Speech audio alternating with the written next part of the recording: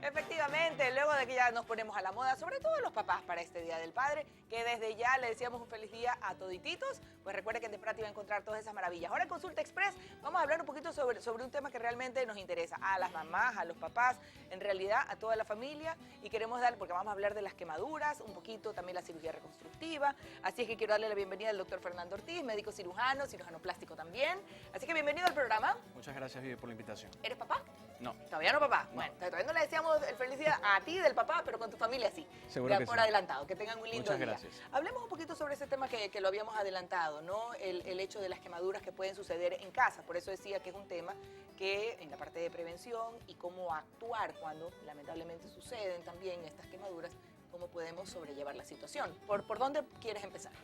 Yo creo que primero todo el mundo tiene que saber lo que es una quemadura. La quemadura es una lesión sobre un tejido vivo que puede ser por algún agente físico, químico, térmico, ¿Ya? y que produce una lesión que va a tener una evolución hasta la cicatrización. Exacto, y en algunos casos es largo. Así es. Hasta llegar a esa cicatrización. Exacto, ¿no? depende mucho de la profundidad del contacto que haya tenido esa persona con ese agente, el tiempo en el cual ha estado en contacto y naturalmente el lugar donde se ha hecho ese contacto. Y yo he escuchado que muchas veces depende también de lo efectivo o de lo rápido que se ha actuado cuando ocurre la quemadura por estos distintos factores, ¿verdad?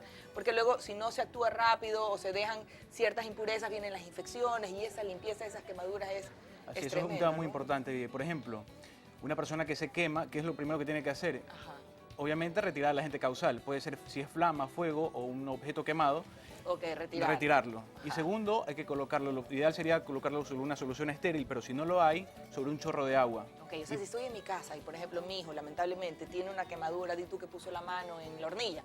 No sé, Exacto. son las más comunes, yo Son las creo, más que comunes. suceden con los niños. En menores de 5 años son las más comunes. Ajá. En las quemaduras en casa por objeto quemado o líquido caliente, O el líquido momento caliente de también. distribución de los alimentos. Que le cae encima, por ejemplo, Exacto. di tú el plato de sopa o la olla de sopa que está por ahí, y por eso es que Exacto. siempre hay que mantener a los niños alejados de la cocina. En ese caso, por ejemplo, si sucede eso, Ajá.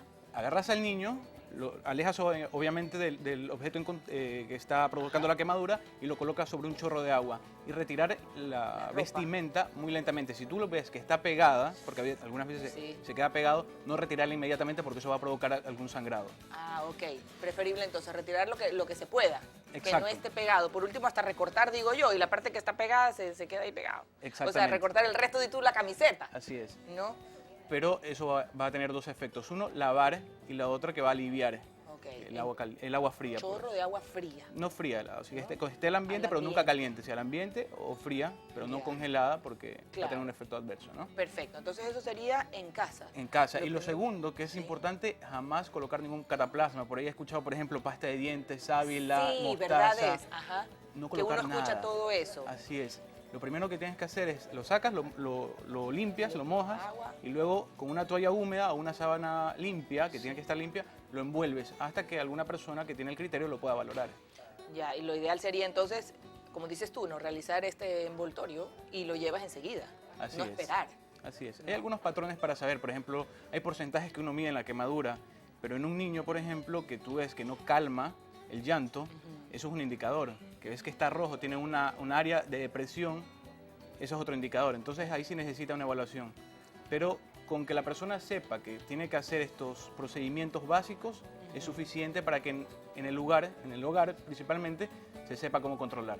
Perfecto, entonces nos queda clarísimo, ¿verdad? Esa primera parte. Ahora, también es importante la prevención, porque no queremos que suceda esto.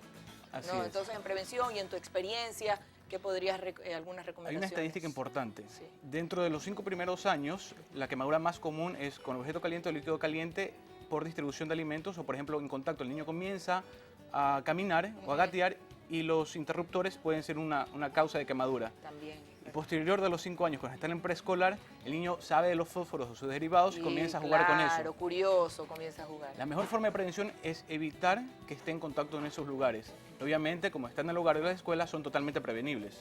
Entonces, alejarlos es la mejor manera. Y saber qué hacer cuando pasa alguna de estas situaciones es la segunda cosa que es el conocimiento público. Y que lo acabamos de conversar. Así es. Ahora, como vamos avanzando en esto lamentable de las quemaduras, una vez que ya sucedió, lamentablemente, no tuvimos la prevención adecuada, sucedió la quemadura, viene ya la parte de los médicos, ¿verdad? Cómo pueden ayudar. a que la piel se restablezca y cómo puedes hacer, de hecho, con cirugías reconstructivas también. Así es.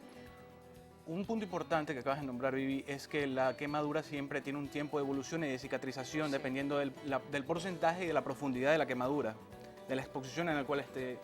Si nosotros tenemos un tipo de quemadura en flexiones, en zonas de flexión, por ejemplo, en cuello, en axilas o en ingle, puede causar retracción severa, en algunas zonas se hace hipertrófica o queloides, y se necesita colocar expansores, en algunos casos para hacer alguna rotación, colgajos, le llamamos nosotros, pero esas son secuelas que deben de ser tratadas por un cirujano plástico y por una persona que sepa sobre cirugía reconstructiva. Porque siempre deja secuelas físicas y psicológicas, también. Cualquier tipo de quemadura. Exacto, y ambas hay que atenderlas.